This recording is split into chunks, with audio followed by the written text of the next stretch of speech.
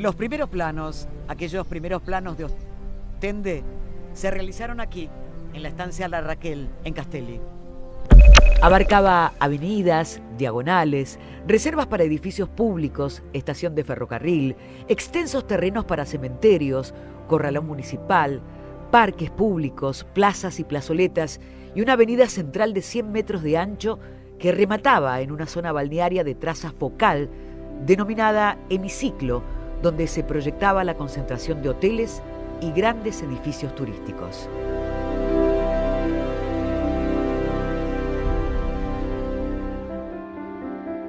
Antes de llegar al mar, en tierra firme, se había instalado un puesto al que llamaron Tokio, porque allí se instalaron quienes iban a realizar el tendido de los rieles, y eran japoneses que habían venido desde Brasil.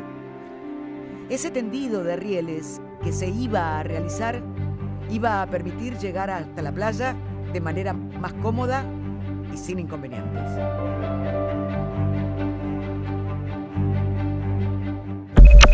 La estancia La Raquel se encuentra en el kilómetro 168 sobre la Ruta 2. Carlos Guerrero, al heredar estas tierras, decide construir el castillo en el año 1894, terminándose la cúpula en el año 1905. Actualmente la estancia dispone de 17 habitaciones equipadas con los servicios de un hotel 5 estrellas, comidas gourmet en varios restaurantes, piscina en verano, un spa con sauna e hidromasajes, sala de juegos, biblioteca y un estupendo museo que funciona como centro de interpretación. Por cierto, está la posibilidad de montar a caballo o andar en bicicleta, practicar deportes, fútbol, tenis y voleibol en las canchas habilitadas o recorrer los circuitos guiados por el parque, el monte nativo y la costa del Salado, donde los que quieran pescar encontrarán truchas, lisas y pejerreyes. Otros podrán ver liebres, ñandúes, nutrias, cigüeñas y garzas.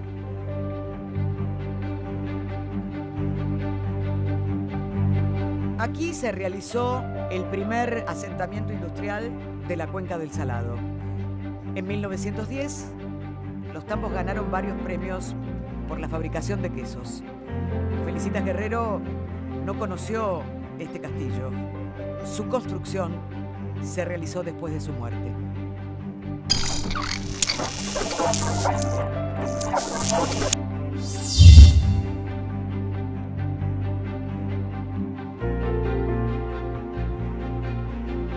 Estamos en 1908. Para ese entonces el tendido férreo ya llegaba a los fondos del campo de Manuel Guerrero. El desvío que se hacía en los médanos permitía llegar definitivamente hasta Pinamar.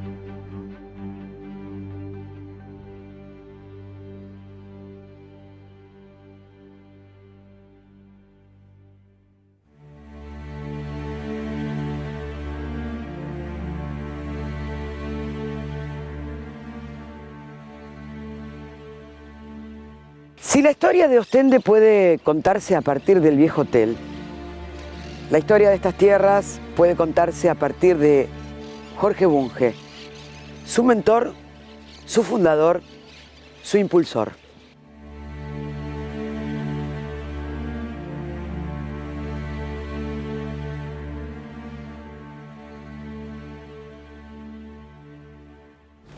Se fueron dando las circunstancias. Él ya había tenido una posibilidad de un proyecto 10 años antes, a fines de la década del 20, pero se concretó con Valeria Guerrero. Ella heredó un campo de su abuela y entonces estaban dentro del grupo de amigos y decía yo acá, la verdad que si alguien que podría hacer algo acá, yo estaría dispuesta a ceder esto. Entonces, mi abuelo, Jorge Bunge, se entusiasmó mucho y dijo que él estaba dispuesto. Hijo de Raimundo Octavio Bunge y de María Luisa Arteaga Sánchez Fuguet, nacía en San Isidro Jorge Emilio Isidro Bunge. Fue el último de 8 hermanos. Con el mayor se llevaba 18 años y con el anteúltimo 9 años. Así que fue el más mimado, el Benjamín de la familia. Los Bunge se radicaron en Capital Federal en Reconquista al 600. Sin embargo, la Quinta de San Isidro siempre será un lugar de encuentro entre hermanos. Veía posible donde solo había arena, ¿no? Muchos kilómetros de arena, de médanos muy altos. Y él, bueno, mi madre tenía 18 años, Cecilia Bunge y yo, la primera vez que fue a Pinamar, que lo único que tenía era el nombre, el vivero y algunas casitas, ni siquiera eran casas, eran carromatos para peones, pero tenía y no había caminos, pero había una vía de tren que llegaba de Madariaga a Pinamar y que iban en zorra, al principio zorra a caballo. Esos que son unos carritos abiertos tirados por caballos porque se habían hecho para sacar arena.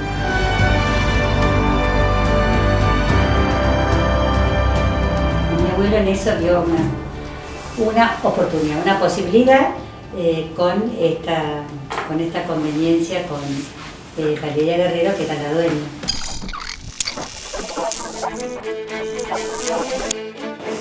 Jorge Bunge fue un diseñador precoz que ya a los 15 años había realizado un proyecto para la capilla de la Virgen de Lourdes en Altagracia, Córdoba, con los fondos que había conseguido su hermana Delfina.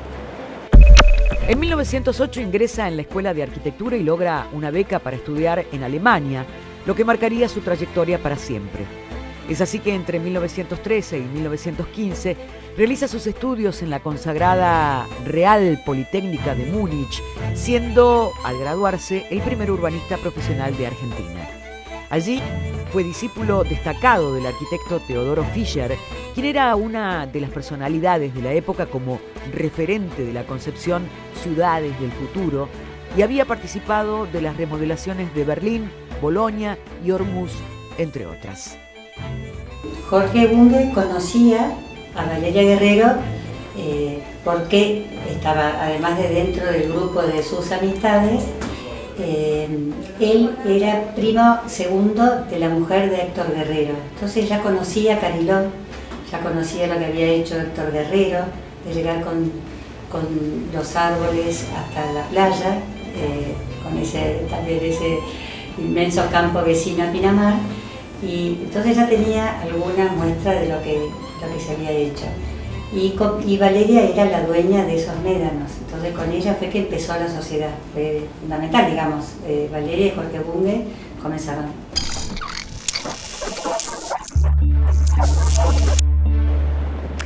De regreso al país, Jorge Bunge revalida su título y comienza a dedicarse a su profesión y también a dictar cátedras de Historia del Arte en la Academia de Bellas Artes y en la Facultad de Filosofía y Letras entre los años 1917 y 1929.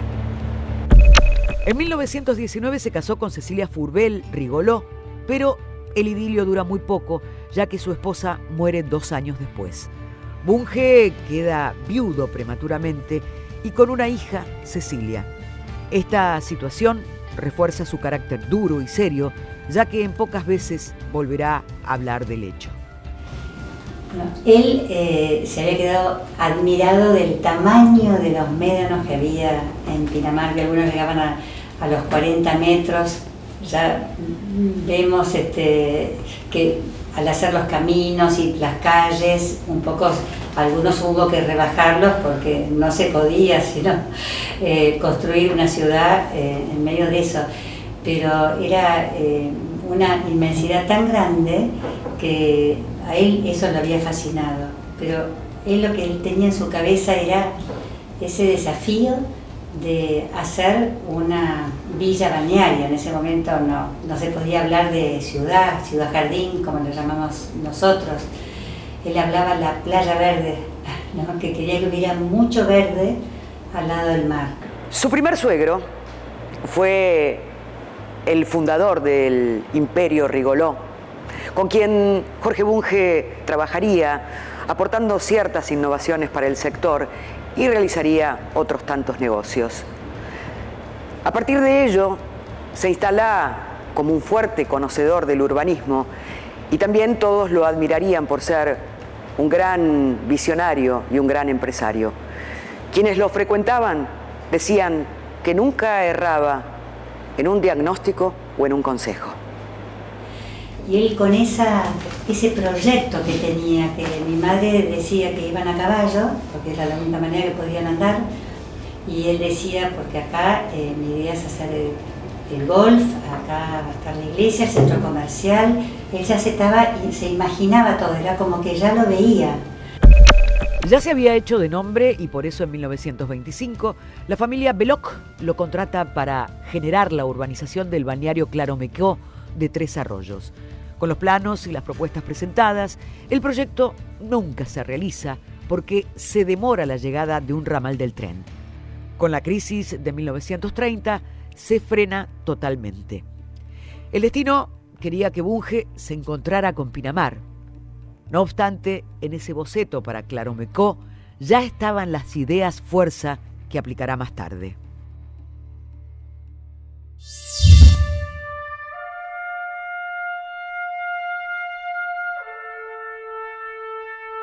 La oportunidad definitiva llegaría en el año de 1938, cuando su amiga Valeria Guerrero, heredada de su padre las tierras de la Invernada y el Rosario, territorio del que habían salido también las dunas donde se construyó Ostende. La idea era tratar de realizar algo en estas tierras que parecían improductivas.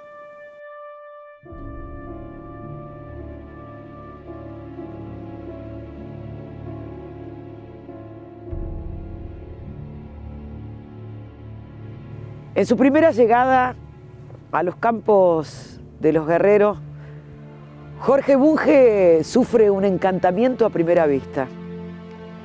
A pesar de un viaje complicado, del conocimiento del fracaso de la fundación de Ostende y de los médanos vivos que habían sido una tortura para los pioneros belgas, Jorge Bunge relata aquel momento, esa llegada, en sus memorias de la siguiente manera. Estas dunas eran un paisaje grandioso, varias veces más altas que las que había visto en Uruguay. Imponían por su altura y la majestuosidad de su aridez total. La belleza de estos países de arena es grandiosa, aún dentro de su pequeña escala, pues parecen inmensas cordilleras que fueron ejecutadas a escala reducida. Pero cuando no se tiene un punto de referencia, ofrecen abismos, precipicios, crestas impresionantes. Costó que se lo entendieran en la provincia de Buenos Aires y consiguió que hicieran, en 1945 se hiciera una ley provincial de urbanización, como él lo había imaginado.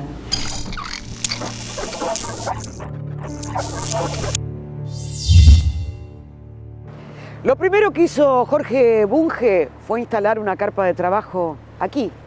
Este es el lugar donde se encontraba el vivero original. Aquí nació Pinamar, en Avenida Bunge e Intermédanos.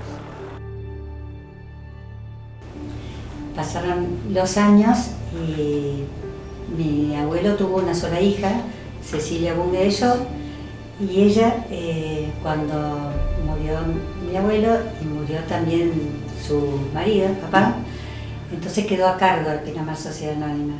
Y ese legado que ella había recibido de su padre, es como que lo tenía, ya lo había mamado, nunca había estado trabajando activamente en la empresa, en Pinamar Sociedad Anónima, pero ella lo había vivido y había visto cómo su papá había puesto tanto esfuerzo en eso, y en ese proyecto, que ella se lo imaginaba de esa manera, y fue, no voy a decir que sea muy fácil, pero fue como que le surgió solo, le influyó seguir haciendo y seguir peleando por eso, ¿no? Y así, bueno, ella también influyó en los 9 hijos, algunos estamos en Pinamar Sociedad Anónima y otros no.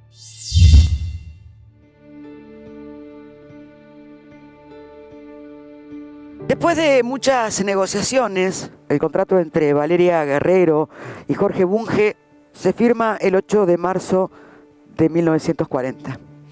Siempre se dijo que entre ellos había algo más, pero de todas maneras las negociaciones comerciales estuvieron cargadas de entredichos y tirantes. Es que el contrato tenía una cláusula que solo una persona que tuviera mucha fe en su éxito, como Jorge Bunge, podía firmarlo.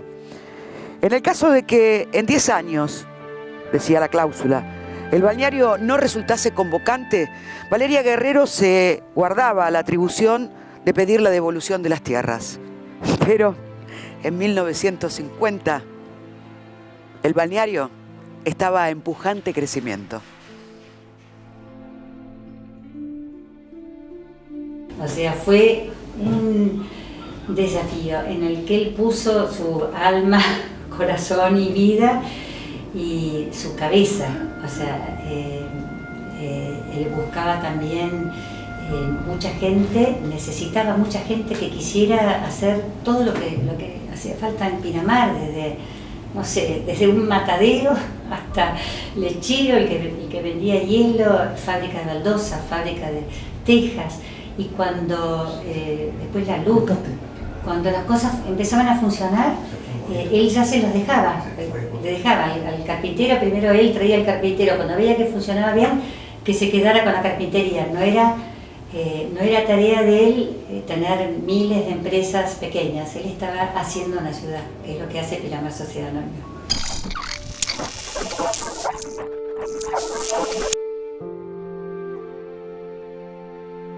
En 1940, Jorge Bunge decide traer a su hija Cecilia por primera vez al balneario.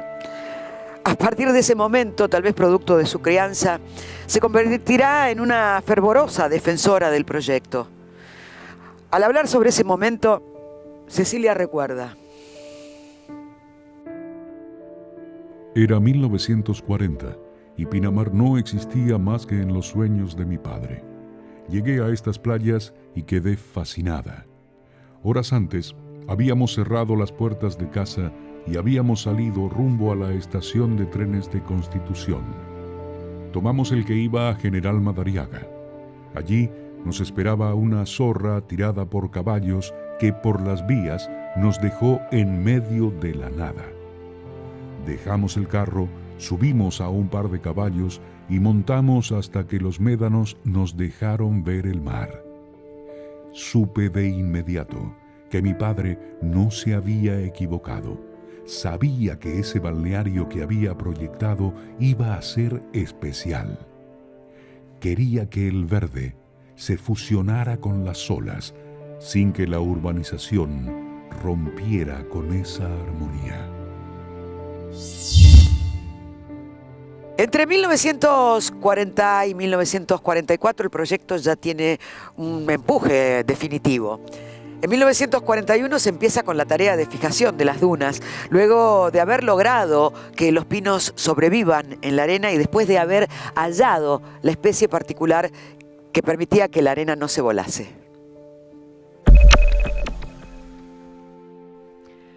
Parte de ese desarrollo tuvo uno de sus puntos claves en la inauguración en 1942 del Playas Hotel, que en la actualidad sigue siendo uno de los más lujosos.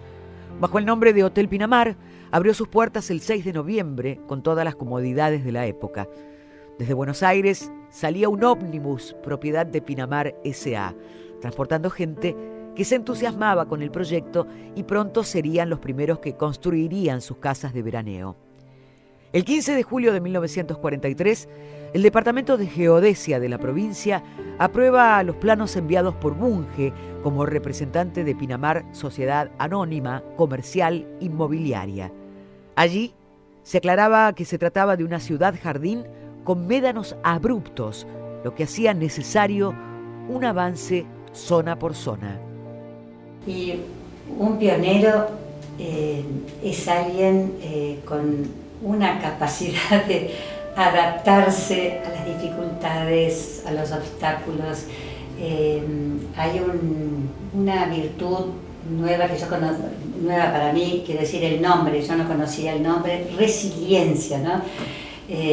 O sea, poder superar las dificultades y así era no solo él, sino también tanta gente que empezó a trabajar allí, algunos por necesidad, otros fueron a trabajar y confiaban en lo que decía que más de uno habrá dicho, ¿quién le va a creer?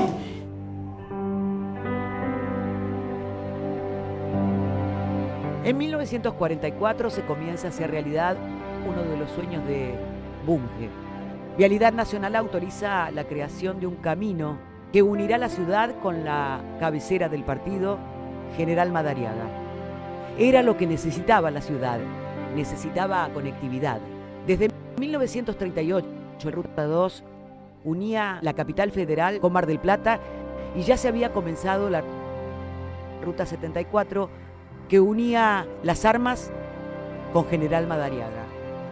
Él no es que sentado en el escritorio daba las órdenes, él iba, miraba, paseaba, recorría, iba a caballo. Él ya tenía casi 50 años cuando empezó el Pinamar. Cuando uno está pensando en jubilación, esas cosas, él estaba pensando todo en un proyecto nuevo que lo llevó a disfrutar, Igualmente la ruta no se terminaría hasta 1964, ya fallecido Bunge, y a pesar de los constantes esfuerzos que hizo Arturo Frondizi durante su presidencia.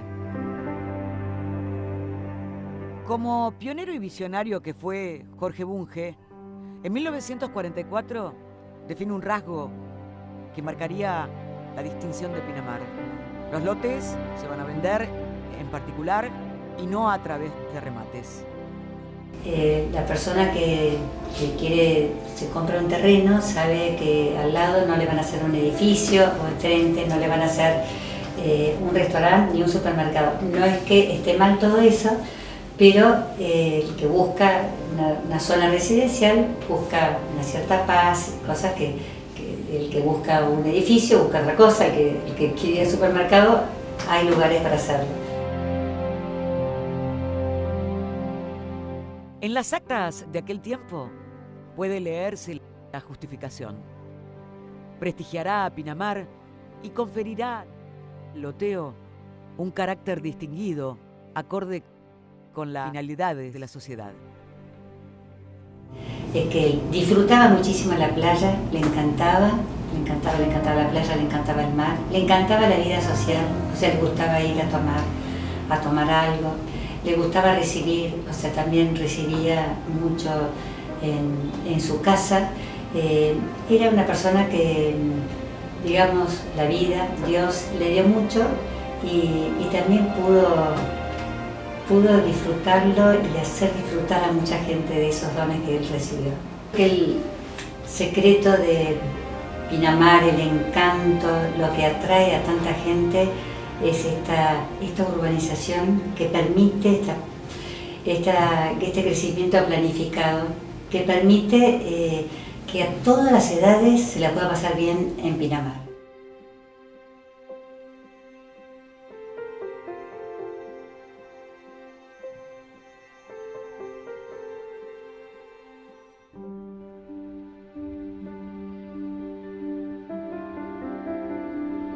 Como historiadora, me he tentado a pensar si no habrá habido un tiempo apropiado, un tiempo y sus circunstancias propicio para que estos hacedores, impulsores y fundadores como los belgas Ferdinand Robet, Agustín Polí y el propio Jorge Bunge pudieran desplegar sus sueños y ver oportunidades donde otros no vieran más que infortunio.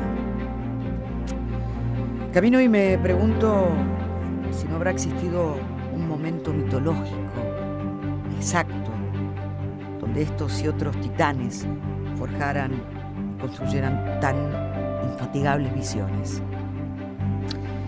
Ver más allá del horizonte empírico, pensar de forma paralela al razonamiento clásico, derrotar toda barrera del convencionalismo los hizo, tal vez, erigirse en pioneros.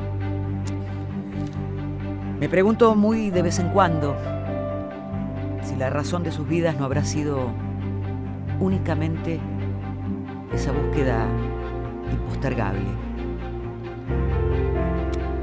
Lo cierto es que no encontraré esas respuestas en libros ni en sabias reflexiones existenciales. Pero seguramente podré percibirlas, respirarlas, cada vez que camine estos mares de arena, estas tierras de mar.